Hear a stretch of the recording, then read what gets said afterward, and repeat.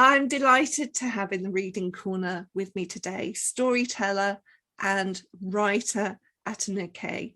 Her stories for me are some of the most joyful stories of all. And as we know, she writes a lot about children in Africa and in Nigeria.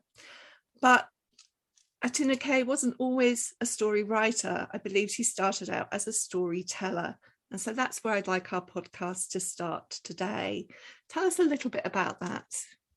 Well, it was something I fell into by accident. A friend was organising a children's festival and one of the performers hadn't turned up, and she said, "Oh, please go on stage and just tell one of the stories that you tell us." I wanted to say no, but I didn't. And I was really glad because there was a magic that I discovered there. I'd always wanted to be a writer, and I was traveling and scribbling all sorts of novels that have never seen the light of day, and poetry and journal entries. But when I told that first story, and I felt that magic that exists between a storyteller and the audience, there's this incredible rapport, and it's almost like the audience draws out the story that it wants to hear.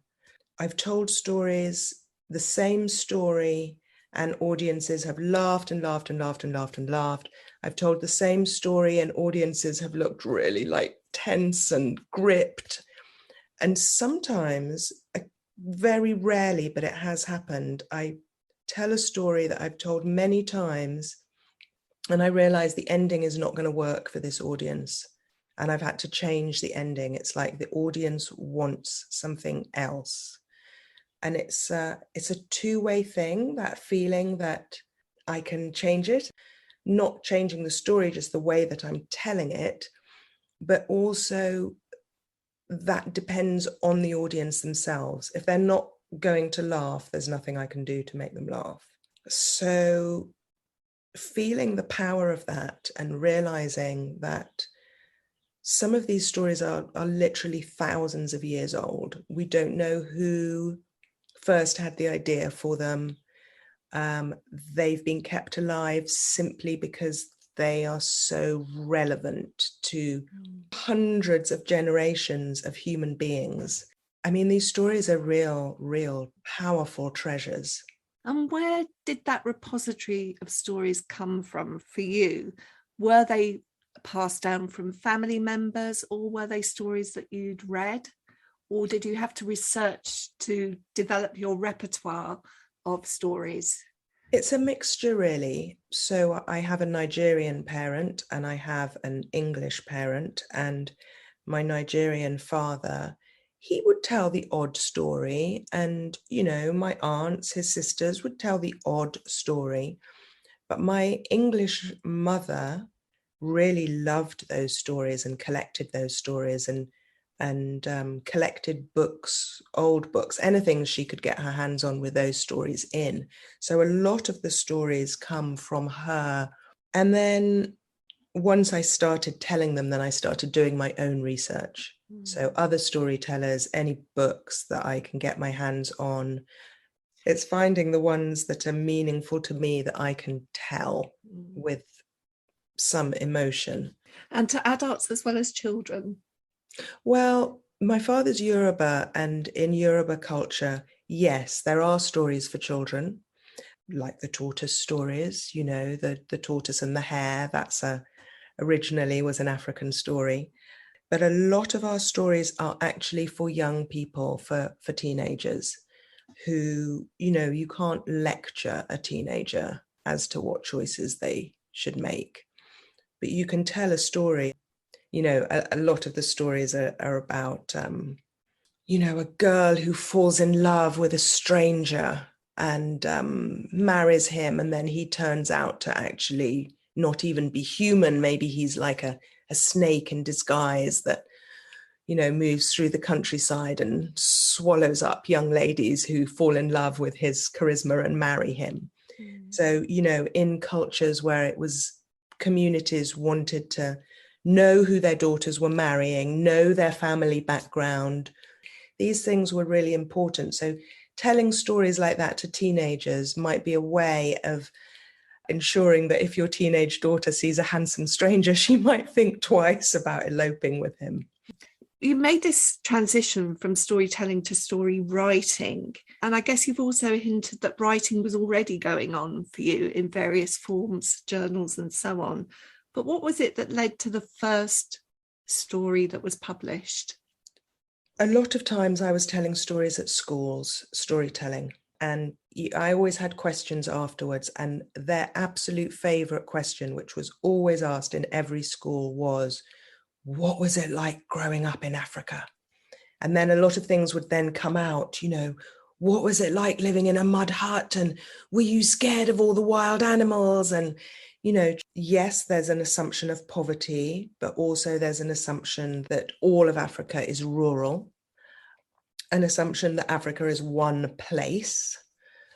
And I started writing the Anna Hibiscus stories of a girl growing up in a big modern city who goes to school and has a traditional life in that she lives with her extended family and they wear traditional African clothes and they speak traditional African languages, eat traditional food, but she lives a modern lifestyle. They have mobile phones and cars and televisions and computer games and electricity. And so I wrote Anna Hibiscus to read aloud at schools to children as a kind of answer to their question.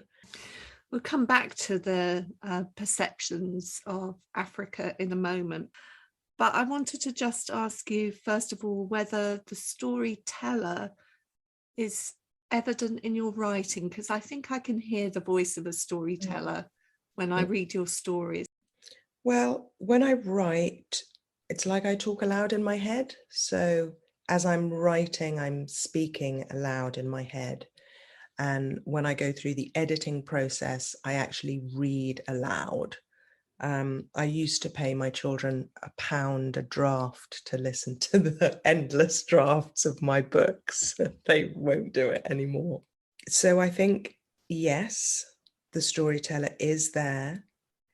But I also have been influenced by great, as a child, the books that I read were by English authors. And one of my favorites was Millie Molly Mandy. And I'd forgotten all about Millie Molly Mandy, actually, until my mum found my old copies. And I had a look, and the opening is very similar to Anna Hibiscus, Millie Molly Mandy lives with her mother and her father.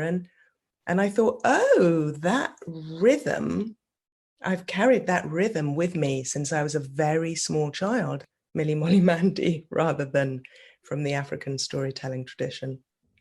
I wonder if we could hear a little bit from Anna Hibiscus. Yes, of course.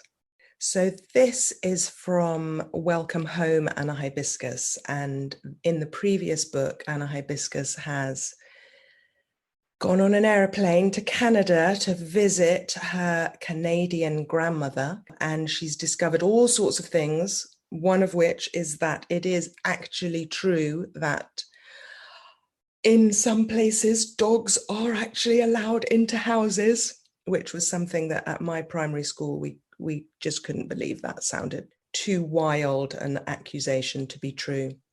But in this book, Anna Hibiscus comes home and she's had culture shock going to Canada, but now coming home is difficult. I've been speaking to you with my English accent, which I learned at boarding school in England, but I'm going to read to you in the accent that I write these books in and the voice that I had as a child. Wake up, Anna Hibiscus. Welcome home, Anna Hibiscus. Wake up, wake up. Anna Hibiscus opened her eyes. Jumping up and down on her bed were her cousins, Chocolate and Angel. Anna Hibiscus bounced up. She was so glad to see her cousins, so glad to be back in the room they shared, so glad to be back in the big white house, so glad to be back in Africa. Amazing Africa. Anna Hibiscus shouted, I'm back, I'm back, I'm back. Double and Trouble came running into the room. "Look at my brothers," shouted Anna Hibiscus. "They can run now." Anna Hibiscus's mother put her head into the room and smiled. "Anna Hibiscus, you fell asleep on the way home from the airport and we carried you to bed. Come downstairs now. Everybody is waiting to greet you and welcome you home." So Anna Hibiscus ran down the stairs to where her aunties and their husbands, her uncles and their wives, and her many, many cousins were all waiting. "Welcome, Anna. Welcome home, Anna Hibiscus," they all shouted at once. Then Anna Hibiscus saw grandfather. He was not shouting. He was sitting quietly on his mat next to grandmother. Anna Hibiscus curtsied to grandfather like a good traditional African girl. "Greetings, grandfather," she said. Grandfather smiled. "Come and sit here, Anna Hibiscus," he said. "Come and tell me about Canada. Did you remember to stay away from dogs like I told you?" The whole family laughed. Nobody really believed the rumors about dogs being allowed into houses abroad. Nobody but grandfather. Anna Hibiscus did not laugh. Anna Hibiscus did not know what to say. Let's talk a little bit about Africa, because the beginning of your book, and I know that you've got some views that you'd like to express about this, but Anna Hibiscus lives in wonderful Africa. What's the adjective that you use? Amazing Africa. Amazing Africa. I remember, amazing Africa. And you use the generic term of the continent there rather than placing it in Nigeria. But there's an intentionality behind that. And I think it'd be interesting to hear something about your views and also why some people might find that difficult. I mean, Africa is such a huge continent and such a diverse continent. Even within Nigeria, which is the country where I was born, there are more than 500 languages are spoken.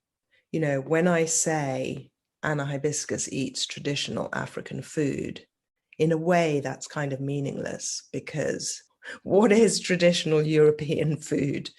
And Africa is even more diverse than Europe, much more so.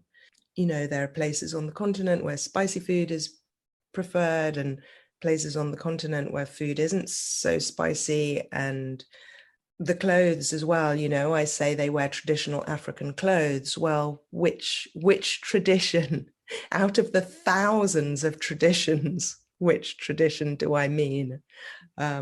I mean one of them, and I don't specify. And I have had criticism for not specifying, because there is this stereotype that Africa is one place.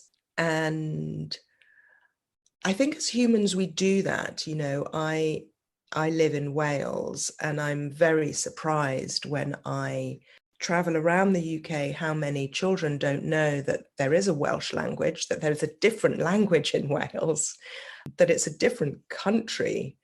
So I think we tend to kind of whitewash, and this has happened with the African continent.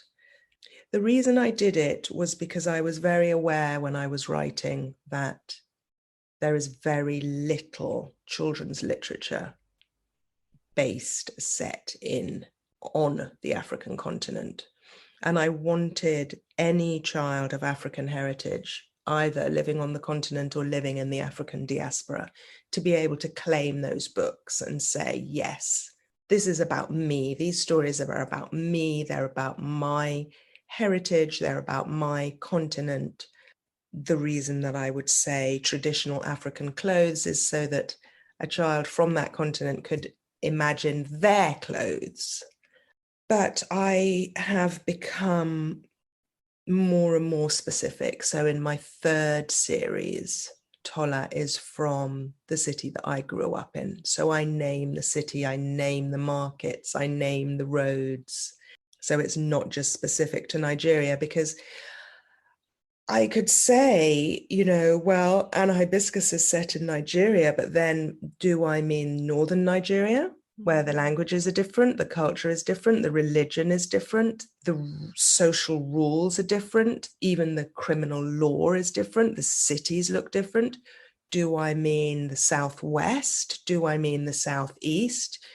The diversity within Africa is absolutely mind-blowing. So it's kind of a minefield to write books set on the continent. Absolutely fascinating. And I think this leads us perhaps quite nicely into talking a little bit about your atlas.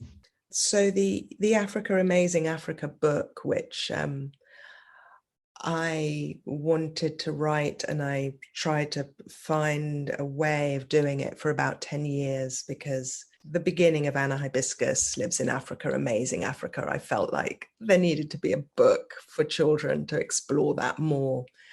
And I wanted to make sure that every country was mentioned. So every single African country is in the book and has a page to itself. Obviously, I've talked about how Nigeria has over 500 languages, and the cultures and the traditions that go, and the history that go with those languages. So basically all you get per country is a tiny little taste, like a little drop in the ocean. But the book is divided up into North Africa. North Africa has a Roman history, so some of the Roman emperors were born in North Africa, and the second most important city in the Roman Empire was in the country we now call Libya, Leptis Magna. So there are Greek ruins there are Roman ruins there. The country we now call Morocco ruled southern Europe. So France and Spain were part of and Portugal were part of a North African empire. So Northern Africa is very different to the rest of Africa. It also was invaded and conquered by people from the Middle East. So there's that. And then there's Eastern Africa, which has had trade with the Far East for thousands and thousands of years, long before Europe even knew that the Far East existed. And the Middle East again, so a big Arab influence in East Africa. West Africa had the history of slavery, West and Central Africa, and that whole devastating period of history. Southern Africa, Africa, like I keep saying, is so diverse. We hear so little via our news channels about what's happening in Africa, unless it's a war or a famine. We don't really hear much else about what's going on in that part of the world. And I did, maybe I'm wrong, but I thought I picked up that you were writing a history of Africa. Or is it a Black History of Britain that you're writing? Black History of Britain. When are we going to be getting that? It'll be next year. I think it'll be August next year. The writing is finished, but the illustration continues, because it covers so many, many periods of history. I've started with the first humans to walk on what we now call Britain, because we were attached to mainland Europe at that time. I've started with those very first humans, and I go right up to 2020 in the Black Lives Matter marches. And I discovered a lot. Those first Britons had black skin. So I'll wait to read the book. Yes. But I think I should come back to your stories just for now. And I do want to touch on number one. I mean, he's a great favourite with the children that I've been working in school. So where did his stories come from? His stories were a lot more difficult to write. They came from, my father, really. He sparked the beginning of those stories, and my brother, my uncles, memories of them, their love of cars and the car spotting that they did, and memories of visiting the village. Everybody in Nigeria knows what village their ancestors are from. And the envy I had of the lifestyle of the children there, the freedom they had, they could just run and go. And, yes, they had to work and do as they were told, but they had this freedom that I didn't have as a very Western child. I think, in the West, we assume that if people don't have money or a lifestyle similar to a Western lifestyle, then they're kind of deprived.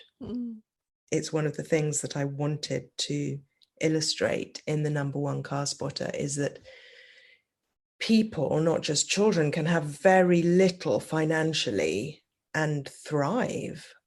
And that the way we do things in the West isn't necessarily the best way. Children here don't necessarily have the best childhood. It's hard to say these things because I don't want to underestimate the stress of poverty, which is a terrible, terrible thing if you're worried about food and medicine. And yeah. It is getting, perspective on what's important, and your stories do that so well. I think we have to come up to date and hear a little bit about Tola, and we've got a new Tola story, haven't we? Yes. So you've already told us that Tola does live in Lagos in Nigeria, so it's more specific. Loves learning, very clever little girl. So tell us a bit about her, and maybe we could hear a reading. Yes, I mean, I've always wanted to write the Tola stories because I grew up in Nigeria, very aware of how privileged I was as a child. So although I really, Anna Hibiscus, my first series, I wanted to illustrate to children that we have modern life and many people on the African continent have plenty of money. I didn't want to pretend that there wasn't the other side of things as well, that there isn't poverty. But similar to the number one car spotter, I didn't want to give this impression that children who are poor are just pathetic. So many of these children have to be so resilient and courageous and creative and strong. They're really impressive, incredible people. And I wanted to show that into Small Tola. And there's mobility in the story, isn't there? Because Grandma at the beginning needs to sell groundnuts, and in the story that we're reading now, she no longer needs to do that. Is that mobility a reality? Yes, it is. It is. I mean, it doesn't happen for everybody, obviously, otherwise nobody would be selling groundnuts anymore. But it is possible. It is possible. With kind of luck and hard work and talent, it is possible. Sadly, it's not for everybody. Yeah. Could you read us a little bit? Yes, of course. Small Tola lives in a room in a rundown block of flats in the mega city of Lagos. She lives with her grandmother, who is very bossy, her sister Moji, who is very clever, and her brother Dapo, who works very, very hard. Some say that more than 20 million people also live in the mega city of Lagos. There are billionaires with private helicopters to take them to Mecca every Friday. And there are people with no bank accounts. If they miss one day of work, they cannot buy food that day. Tola and her family are lucky. Tola's brother Dapo has a job as a mechanic, and they can buy as much food as they need. Dapo earns so much that Grandmummy does not need to walk selling groundnuts by the side of the road like she used to do. And Tola can go to school every day instead of having to help Grandmummy sell groundnuts. Tola loves school. And when she comes home now, there is always food ready to eat. Eat, Grandmummy says to Tola. Then you can concentrate on your schoolwork. Tola hugs Grandmummy. It is so good to eat and so good to have time for homework. Tola loves maths. She loves how numbers fit together like a puzzle that you can put together and then take apart again. Tola is staring at her times tables when suddenly she sees the answers to division sums. Moji, Tola shouts. Tola's sister Moji does not look up from her borrowed school computer. Grandmummy says, Tola, do not bother your sister.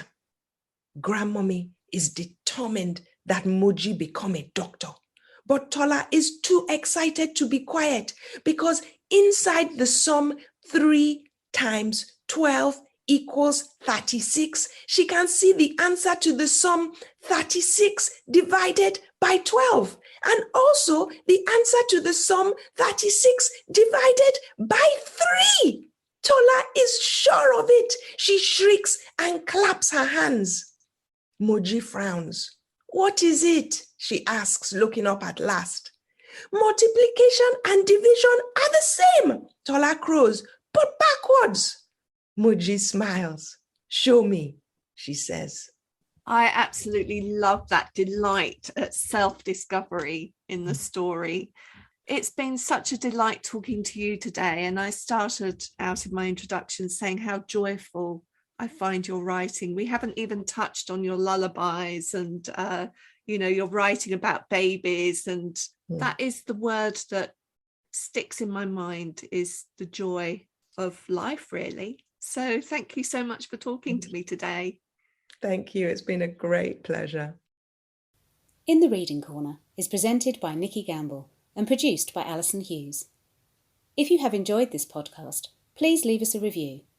If you would like to find out about other events and courses, visit justimagine.co.uk. Join us again in the Reading Corner on your favourite podcast platform.